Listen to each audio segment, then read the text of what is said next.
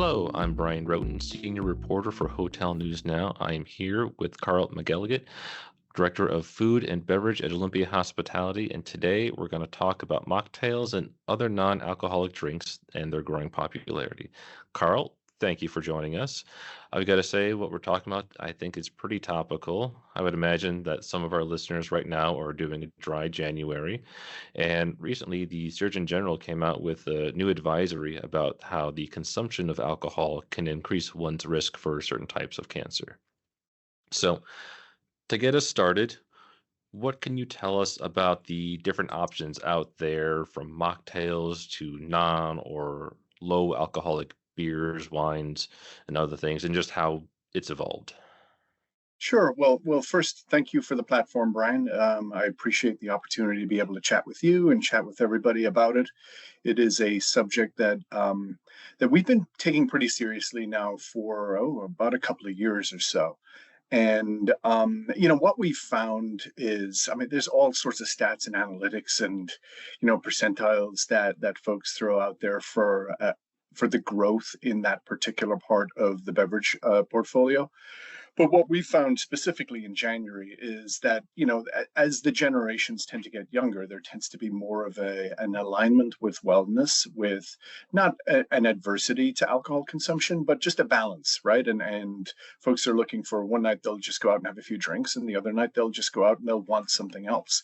And us in the hospitality world, specifically in food and beverage, have, you know, we're there to fill that market as much as we're there to fill the alcohol market.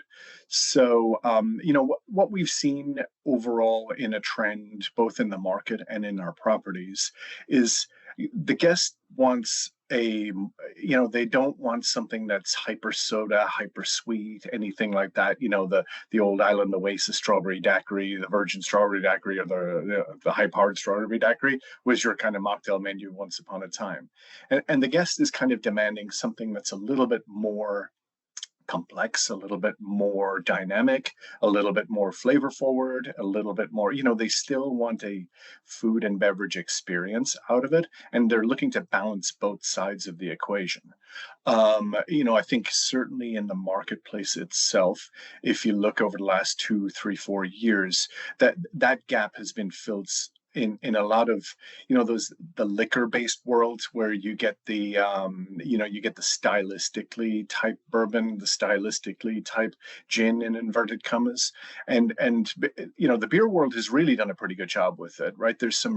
A lot of the bigger brewers in the country are brewing a non-alcoholic style beer. Many of them are brewing different styles of non-alcoholic beer.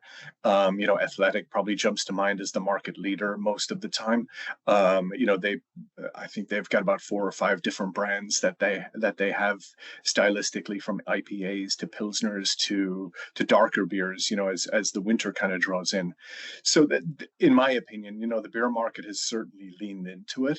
I think the one market that everybody's kind of waiting for a little bit is the wine market, and you certainly see some trends coming out of Europe in both France and Italy that is becoming a market that they're keeping an eye on, and attempting to drive towards that a little bit. Obviously, wine is the most complex because it's the flavor profile is everything when it comes to wine. So, you don't want to put your name on a bad product just at the same time. But certainly, we were in Tuscany a couple of years ago, and one of the vineyards there brought out a non-alcoholic wine that he was in playing with, but that was his moment of excitement. Oh, wait till you see this, and it tasted pretty good, right? So my hope is that part of the marketplace really does begin to fill in and become a little bit more dynamic.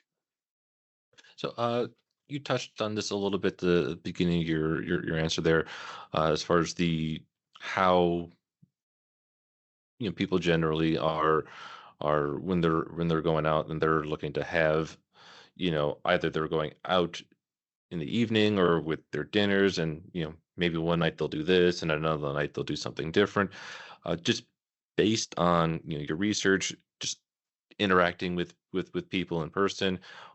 What can you tell us about the demand that people have for the different options out there and why they're choosing what they're choosing? A lot of folks will either do a beer or they'll do a cocktail. Our goal with our cocktail programs, and we call it a zero proof cocktail program as opposed to a mocktail, Mhm. is that it is, there's a depth and flavor profile. There's a glassware, experience that is similar to that of an alcoholic cocktail. There's a garnish experience that is similar to that of a non-alcoholic cocktail. And there's a balance to the drink that is in the same way. It is to provide the guest, in essence, with a very similar flavor pattern that they should expect from an alcoholic cocktail. Now, easier said than done, and all we don't hit it out of the home, we don't hit a home run with it every single time, but certainly, that becomes the vision behind it. Some folks just want to come in and have a beer, right? And they'll choose that non-alcoholic beer, as opposed to, or with the question of markets and how does it manifest itself in markets. I think, what we generally see is a lot of the downtown markets, the larger city markets, there tends to be a greater um, want for that kind of experience. With some of the quieter markets and some of the more suburban markets, it may be not as great. We certainly, we've got a property in downtown Boston that, like last January, was there was a significant depth in what the sales were the year before versus January from an alcohol base, but then the non-alcoholics just shot up. So you spoke about January when we started the conversation, and we certainly see that at this time of the year. But it's not just this time of year. Mhm. I travel fairly regularly for work, and I find myself making that decision during the week to try and, at the very least, bring some balance to where if I have a drink, I'm usually having a non-alcoholic drink, or if I have a second one, it would be a non-alcoholic versus, I'll try a cocktail in a restaurant just to because it's interesting and to help educate myself on it. But I find myself making those decisions, and a lot of the folks I work with make them find themselves making those decisions. So I think it's just overall a little bit of a shift towards wellness, and like I said, we're here to fill that gap. Do you see I mean, obviously, there's the wellness aspect Mhm. to doing a dry January, but do you see that as an opportunity then to, for guests who come into your bars and restaurants in January and they order, you know, something that is, zero proof, Mhm. is that an opportunity then for you to like here's some exposure in January when you're doing this, Yep. and now the rest of the year you're like, well, I had this before. I know I like it, and I want to have something to drink, but I don't want something Yep. that's gonna, maybe ruin my morning tomorrow. Sure. So Sure. is this kind of like a just a little bit of an educational experience? Is this like is there something anything you do specifically in January to kind of help extend, the sales then of your zero proof offerings the rest of the Sure, year? yeah.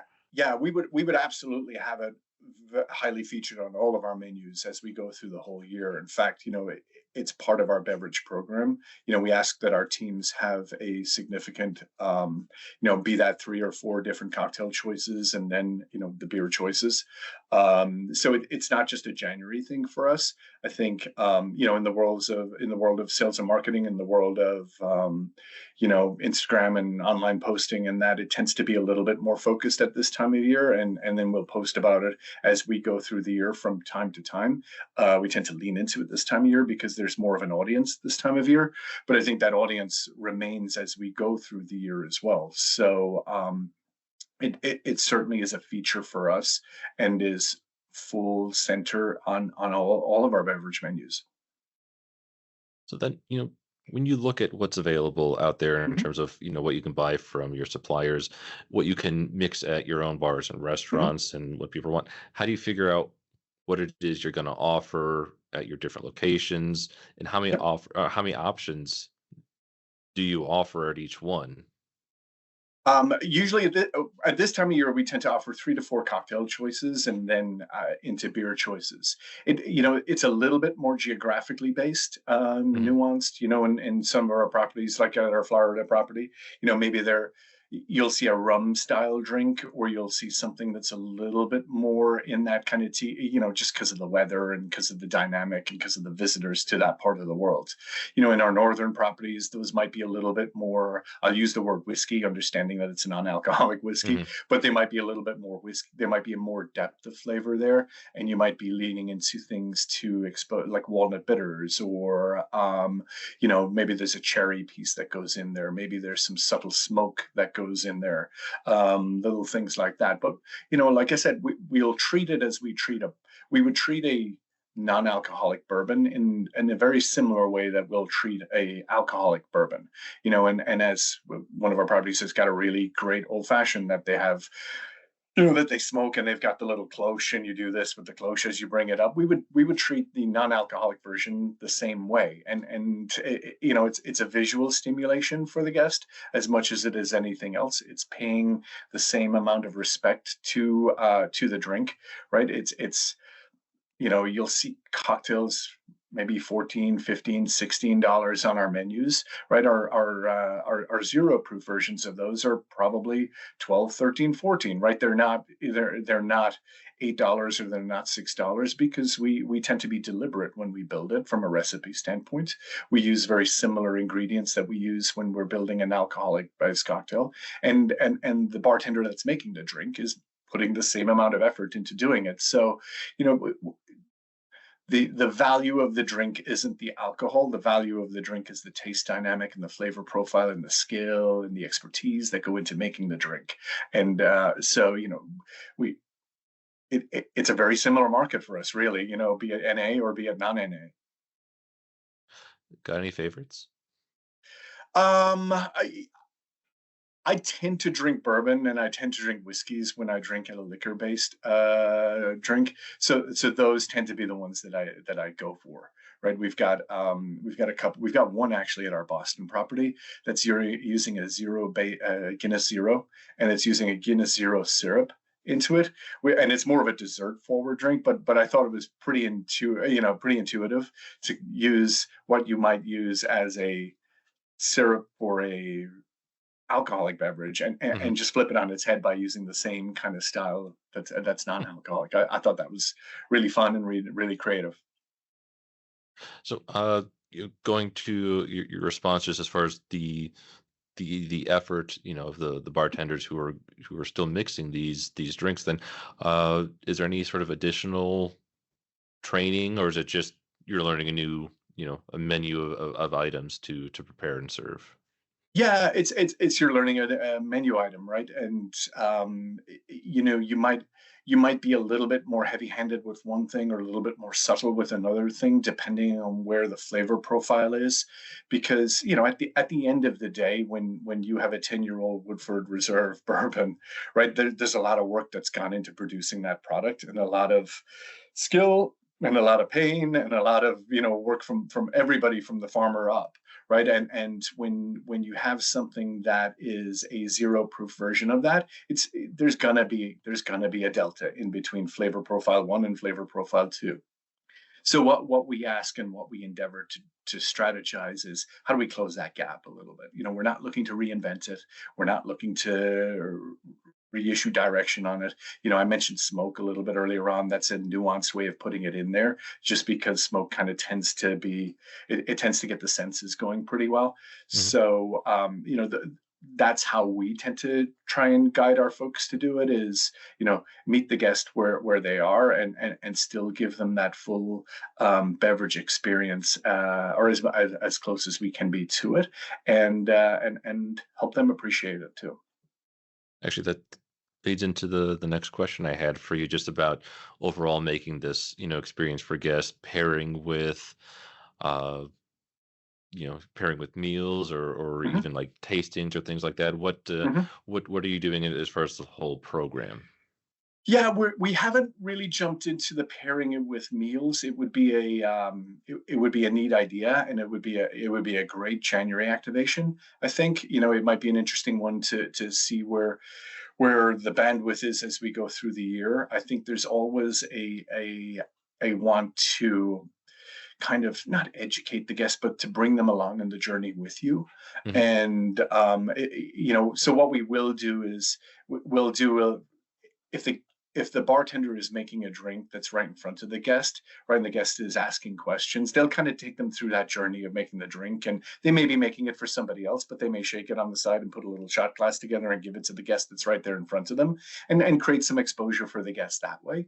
I think a really great activation this time of year, maybe it's a non-alcoholic cocktail making class, right? Where our bar forward folks and our bar programs themselves are kind of really leaning into it and taking, like I said, that guest through a journey that they wouldn't normally associate one with the other.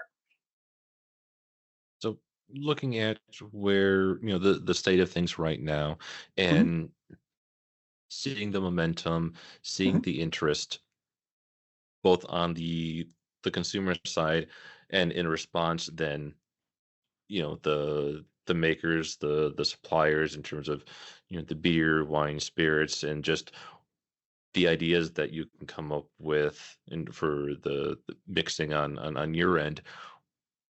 Where do you think the general category of non-alcoholic drinks is headed? Well, I think it's going to continue to grow. I think the demand out there is going to continue to be demand. I don't see it depleting in any way, shape, or form. I mean, the Surgeon General's note on last week or the week before there is obviously a pause point. Everybody kind of reads that, and you see the banner headline for it. I think the communication is what's a guy to do, right? Because you Yeah. get all of this information on one side that tells you, yeah, go have a glass of wine every night and it'll reduce heart disease. You get you get somebody else and another agency telling you, oh no, it's not such a great idea. So I think, like anything, folks take all of that information, they process it through their own lifestyle, and what comes out the other side is probably varying degrees of conscientiousness and varying degrees of well, maybe I'll just take it easy tonight, or maybe I'll try something different tonight, or maybe, if you're out with a friend and, if you're out in a more celebratory environment, maybe you do have a cocktail. If you're out with a friend and you're just catching up, maybe you have an alcoholic beer. I think guests are ready to make those decisions for themselves, and they don't want to be restricted, I think, by the foo-foo strawberry daiquiri, right? They want that experience in the same way.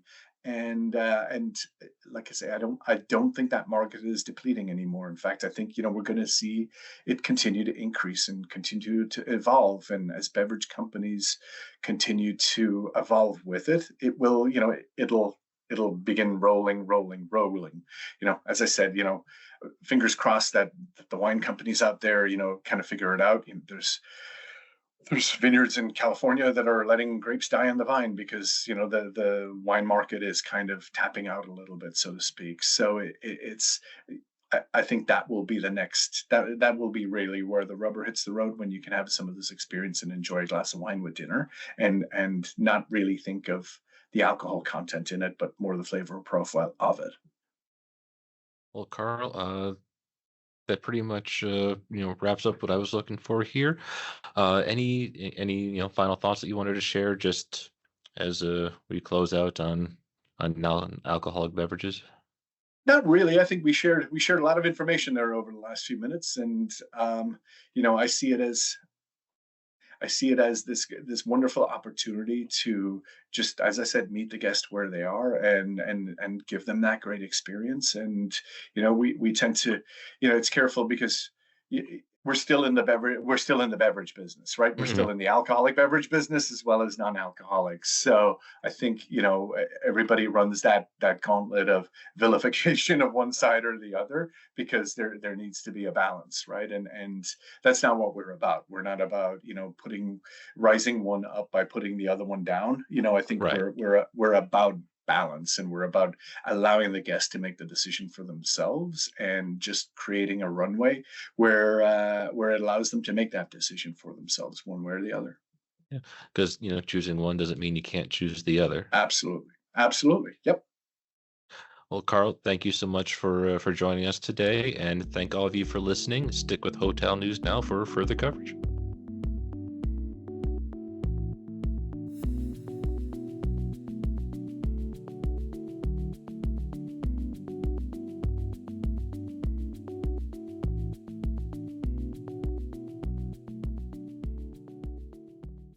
Hi, I'm STR's Isaac Colazo. And I'm co-stars Jan Freitag. And together we are the data geeks behind Tell Me More, a hospitality data podcast on the Hotel News Now podcast network. Every month, we bring you a fresh take on the latest hotel data, insights into the travel trends behind that performance, and the big picture topics you should be thinking about. And we also don't mind getting into some good-natured disagreement from time to time. Hey, when Isaac and I start talking data together, anything can happen.